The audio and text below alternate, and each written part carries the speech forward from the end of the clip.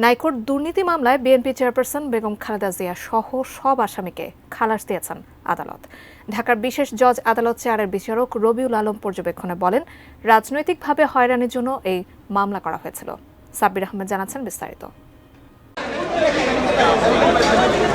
Canadian প্রতিষ্ঠান নাইকোকে gas অনুসন্ধান ও উত্তোলনের সুবিধা দিয়ে 13,777 কোটি টাকার রাষ্ট্রীয় সম্পদ ক্ষতির অভিযোগে বিএনপি চেয়ারপারসন বেগম খালেদা জিয়া সহ কয়েকজনের বিরুদ্ধে 2007 সালের 9 ডিসেম্বর তেজগাঁ থানায় মামলা করে দুর্নীতি দমন কমিশন দুদক।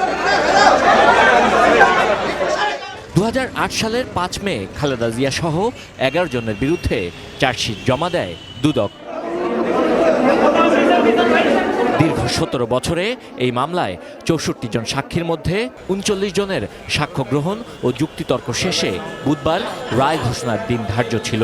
আদালতের রায়ে খালেদা জিয়া, বাগেরহাটের সাবেক এমপি MAH সেলিম, ব্যবসায়ী গিয়াসউদ্দিন আল মামুন সহ 8 আসামিকে খালাস দেয়া হয়। কোয়ালিটি সম্পন্ন আন্তর্জাতিক মানের still bar CSRM, committed for better still.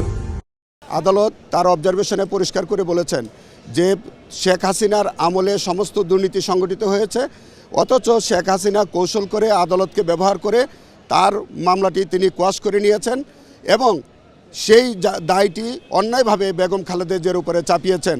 আইনজীবীরা বলেন, নাইকোর সঙ্গে চুক্তি করেছিলেন সাবেক প্রধানমন্ত্রী শেখ হাসিনা, কিন্তু আসামি করা হয়েছে খালেদা জিয়া সহ অন্যদের। এই মামলায় খালেদা জিয়া যে ক্ষতির শিকার হয়েছেন তার ক্ষতিপূরণ দাবি করেন আইনজীবীরা।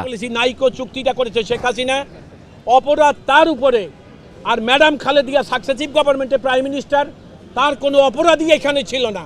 এদিকে হাইকোর্টে রায়ের প্রতিক্রিয়ায় বিএনপির আইন বিষয়ক সম্পাদক কায়সার কামাল বলেন, এ রায়ের মধ্য দিয়ে খালেদা জিয়া ন্যায় বিচার পেয়েছেন। তৎকালীন সময়ে দুর্নীতি দমন কমিশন শেখ হাসিনার বিরুদ্ধে যে স্টে ছিল, সেই স্টেটার বিরুদ্ধে আপিল পর্যন্ত করে নাই। যৌক্তিক বা আইনগত অভিযোগ না থাকা সত্ত্বেও দেশনেত্রী বেগম খালেদা জিয়ার মামলাটা চলমান ছিল।